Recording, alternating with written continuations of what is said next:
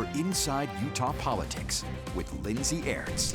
Well, thanks for joining us today. I am Lindsay Aerts. Let's go inside Utah politics. So we begin our program with Utah Senator Mike Lee pushing back on critics of his proposal to sell off public lands to fund the federal government in the Big Beautiful Bill. Now, under the plan, the BLM and U.S. Forest Service would be required to sell off land across the country. Now, supporters of the bill say this will help develop affordable housing. But the plan has been met with backlash from environmental groups. But Lee says they're exaggerating the impact of the bill and the changes that could be coming. Any of the 15 categories, it's not even eligible for this. And they're working on changes to further limit eligible lands to those Forest Service-owned lands within 2 miles of a population center, and lands managed by the Bureau of Land Management within 5 miles of a population center.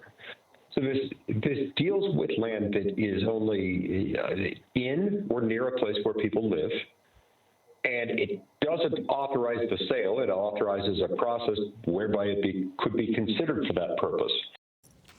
Well, you heard it there from the senator himself. Now, we also expect the bill could get a vote in the Senate next week. But I'm joined today by Devin O'Dea. He's the Western Policy and Conservation Manager at Backcountry Hunters and Anglers. Devin, thank you for joining us today. Thanks so much for having me. Yeah, so let's dive right in. You heard there from Senator Lee that he says provisions are coming that are going to change this so that land has to be close proximity to population centers. Does that assuage any fears for you on this potential sale? You know, I'm glad to hear that there's changes coming. I think that there has been a huge amount of opposition from public landowners all over the nation. And, it's obvious that the senator is hearing that. Regardless of what those changes are, it's our opinion that the budget reconciliation process is not the place to be selling public lands. There's an established process that was, voted on by Congress that had, stakeholder input through the Federal Land Policy and Management Act. And that's the process that we want to see any type of public land sales considered, not through budget reconciliation and not where we're going to be bypassing some of the existing laws that take those sales of public lands and reinvest them back into conservation or access for the public. Yeah, some of the pushback to that I've heard is more just that that process takes a decade sometimes. We know the federal government doesn't move quickly. I mean, is this a way to kind of speed up that process? This is definitely an expedited attempt to sell public lands. And, I think that this is a very serious thing, and we want to have community input. We don't want to be rushing this through without that stakeholder engagement, because once these lands are sold, they're gone. And they're gone forever. And there's an incredible amount of value to hunters, anglers, but also just people that like to recreate, camp, hike, explore on public lands. So it's not something that should be rushed. Can you walk us through a little bit of your concerns just overall with the provision, with this proposal? Is it just public land sale, period, full stop? No, there's going to be times where there are parcels that, might need to be sold off. And so we're not drawing a hard line in the sand that no public land can ever be sold. What we are saying is that the latest draft from the senator includes a huge acreage of lands. While there are certain exemptions for lands that are federally protected, the most recent draft has about 250 million acres that could be sold, that would be eligible to be sold. And then the way the bill is structured, 2 to 3 million acres of those would be mandated to be sold in an expedited timeline.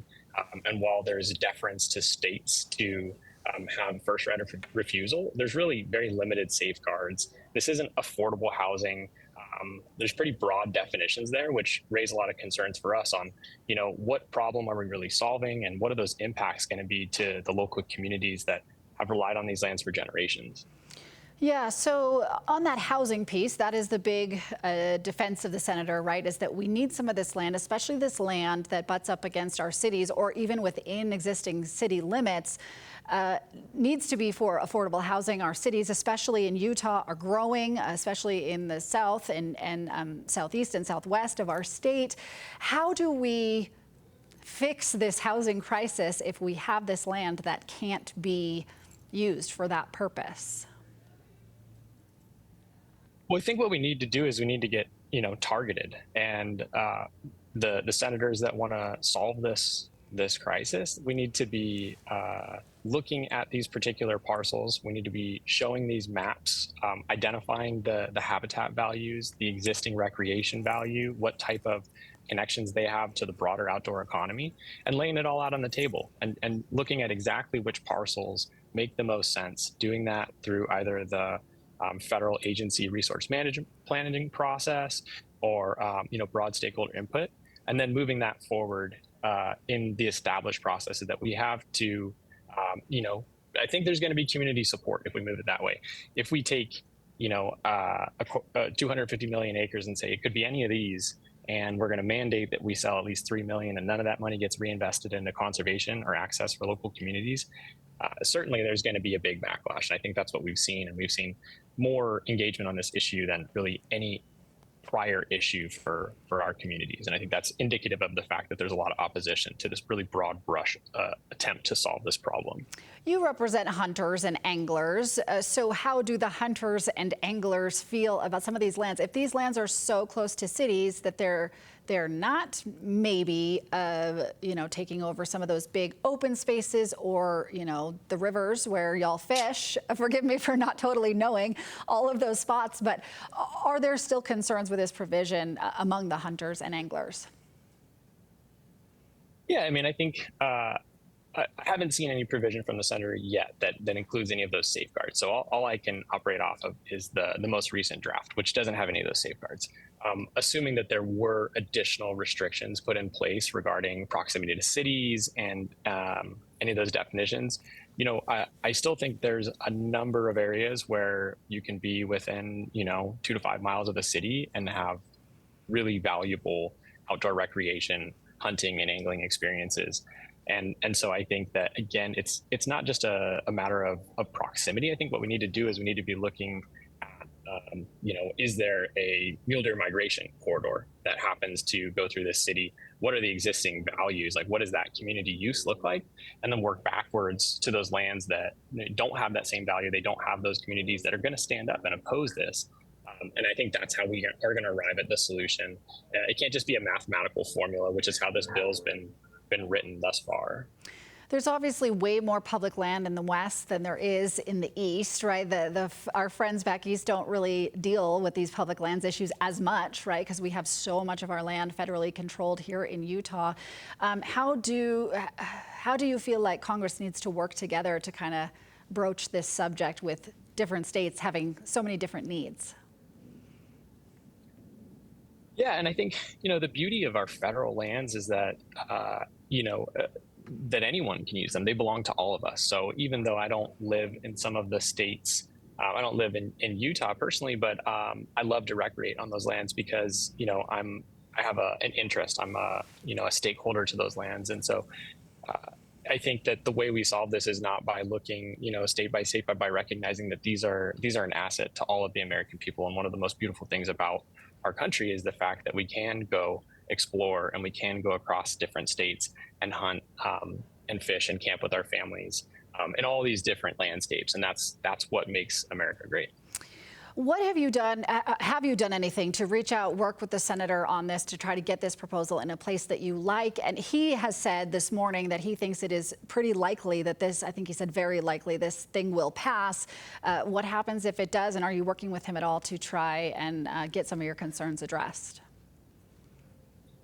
Yeah, we are absolutely of the perspective we would love to work with every senator, every representative to advocate for those lands that have value to hunters and anglers and for wildlife and for habitat.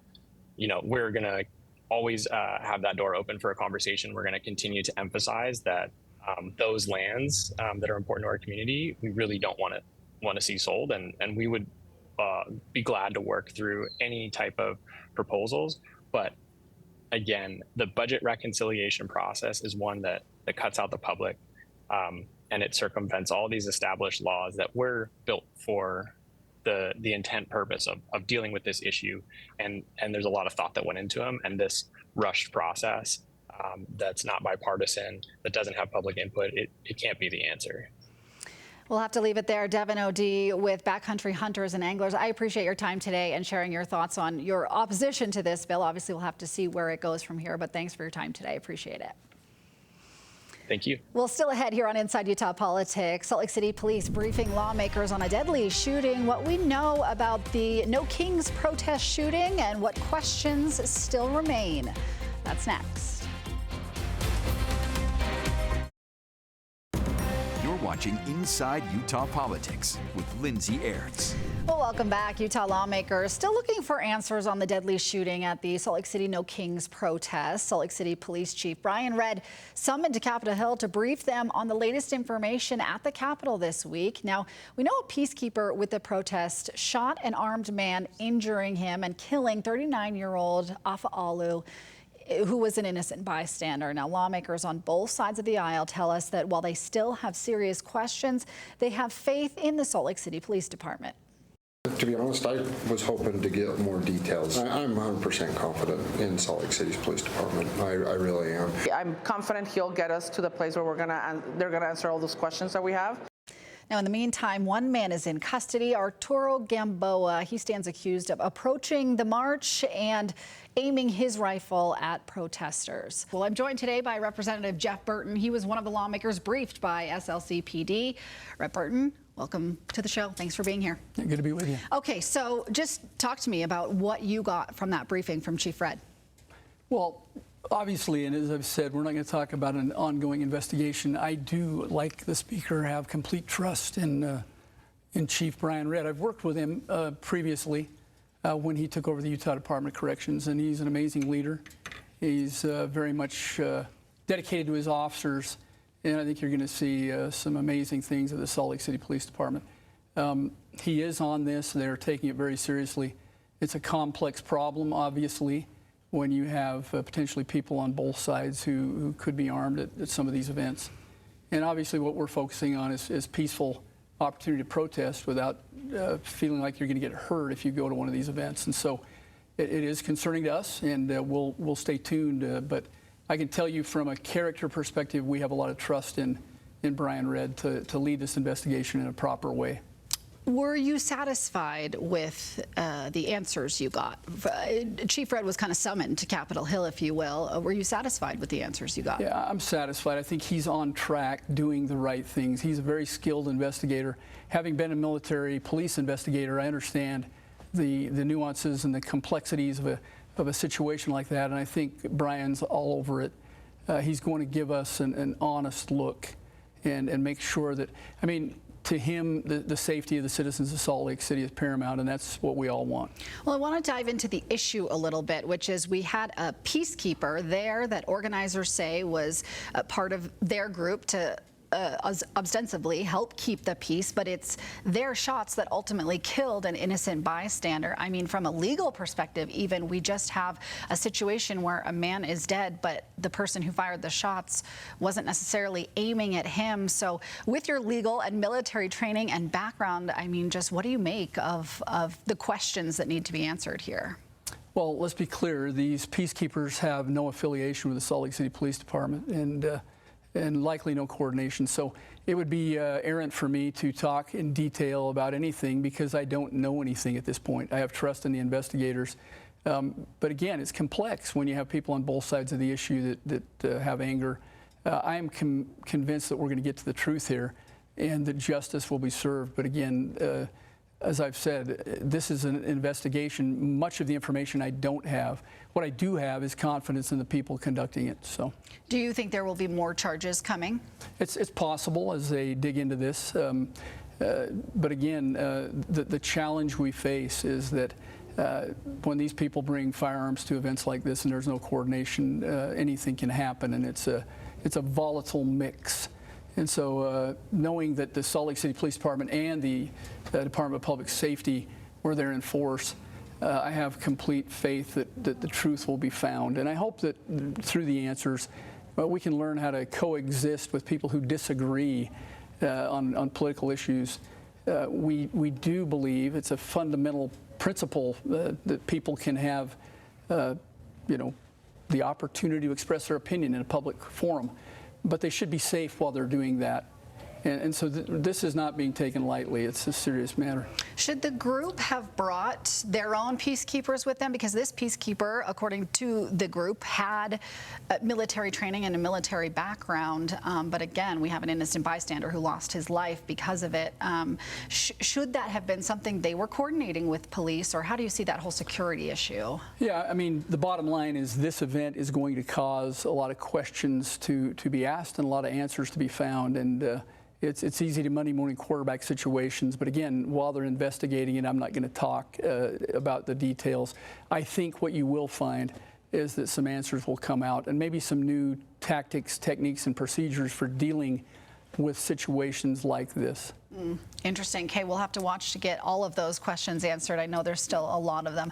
I want to switch to another topic because you are the chair of the Government Operations Interim Committee, which met this week to kind of hash out some issues. And signature gathering is one hot topic these days, as we've seen some issues in the 2024 primary, and we have some accusations that are still lingering out there. So your committee is really looking at changing some processes for signature gathering, and namely a committee bill. One of those, a committee bill, for those who don't know, is just a bill that becomes a priority for your committee and may skip later committees once it gets to the session. But it will require that the names of people who sign those petitions for candidates to get on the ballot now become public. Right now, they're not public. Is that a good idea? Do you like that idea? Where do you think that bill goes? Yeah, I mean, the purpose of these interim committees is to field ideas and to, find answers, really get into the depth and dive deep into these issues. So one of the challenges, as you mentioned at the beginning, was we have accusations still about the validity and the appropriateness of some of the signature collection. We want to dive into that and find out how we can improve that process.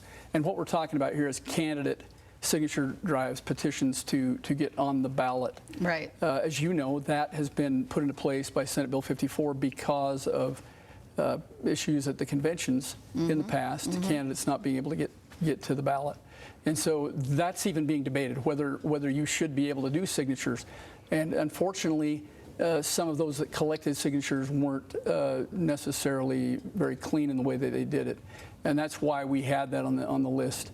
One of the items discussed was making it public when you sign one of these petitions.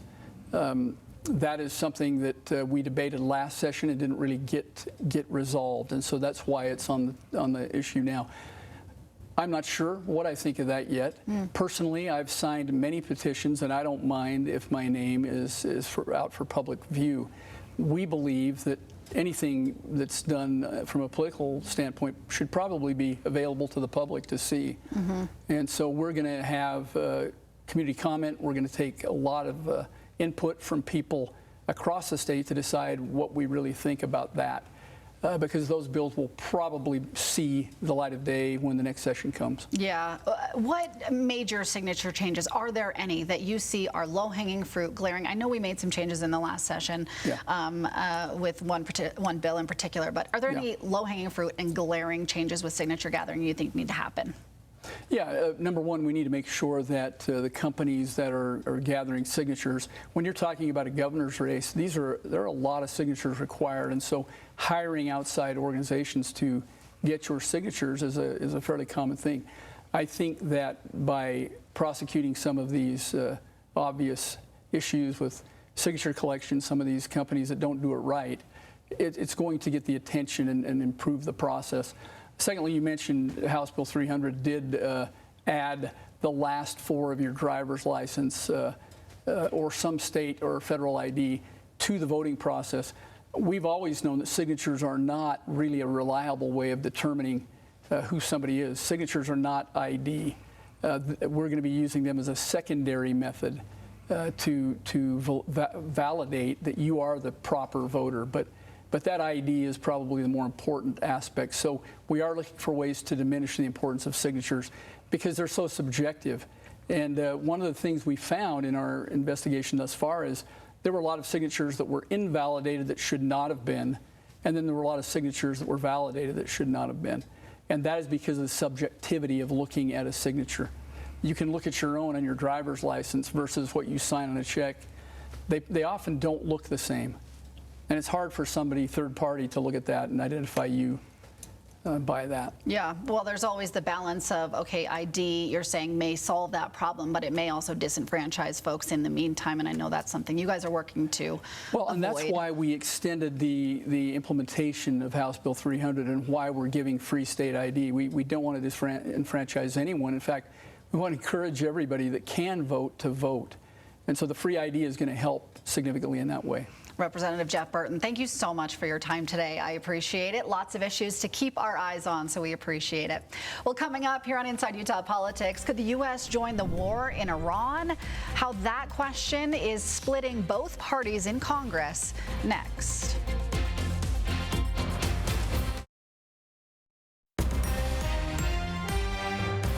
Well, Washington is split over whether the U.S. military should step in to help Israel's offensive operations in Iran. Israel has been lobbying for more U.S. support, saying only the U.S. has the 30,000-pound, quote, bunker buster bomb capable of reaching Iran's deeply buried nuclear site. Now, President Trump says he's keeping his options open and hasn't decided how to move forward. But Congress is split, and that split doesn't necessarily neatly fall along party lines. I don't want to see there be a Mideast war. I don't want the United States to be involved in it. I don't want to see us be bombing. The president may well authorize a limited bombing strike to take out that one nuclear weapons facility in the basement of a mountain Fordo. And if he does so, it will make Americans substantially safer. Well, members of both parties, including Democratic Senator Tim Kaine and Republican Congressman Thomas Massie, have called for a war powers resolution to block President Trump from using U.S. military force against Iran without a vote in Congress. Well, the U.S. Supreme Court upholding a Tennessee law banning gender-affirming care for transgender minors. Now, critics of the law argue it discriminates on the basis of sex, but in a 6-3 decision authored by Chief Justice John Roberts, the court found the law did not violate the equal protection provisions of the 14th Amendment. Justice Sonia Sotomayor sharply disagreeing with that, saying, quote, the majority abandons transgender children and their families to political whims. Now, Tennessee is one of 24 states with laws that ban all gender-affirming care for minors, including puberty blockers and hormone therapy.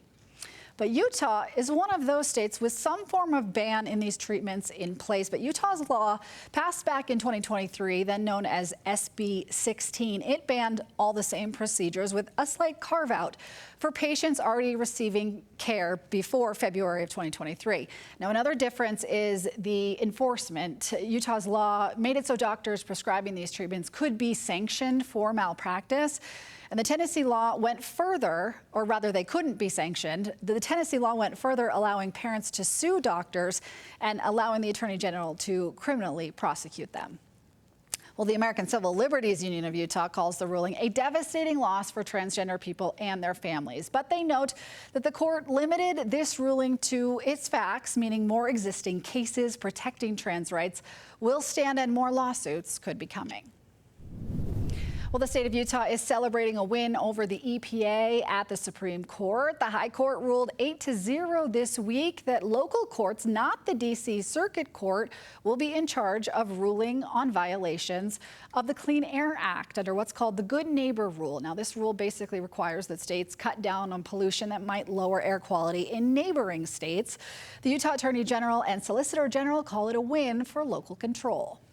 A state plan is just that. It is a state-specific plan of how Utah complied with the Clean Air Act. And when EPA denied that plan, it was, by definition, a locally applicable decision because it applied to Utah. Well, critics of the ruling argue that this essentially allows for venue shopping, where the states can find a friendlier audience for their arguments than they'd get in Washington. Well, that's going to do it for today's Inside Utah Politics. Don't forget, if you have any local political stories you'd like to see, make sure to reach out. You can email InsideUtahPolitics@abc4.com. Also follow me on social media, X, Blue Sky Threads, Lindsay on Air, Lindsay spelled with an A, on Instagram as well. You can also find our show online in podcast form. Wherever you podcast, just search for Inside Utah Politics with Lindsay Aerts. Well, thanks for being with us, everyone. We will see you next week.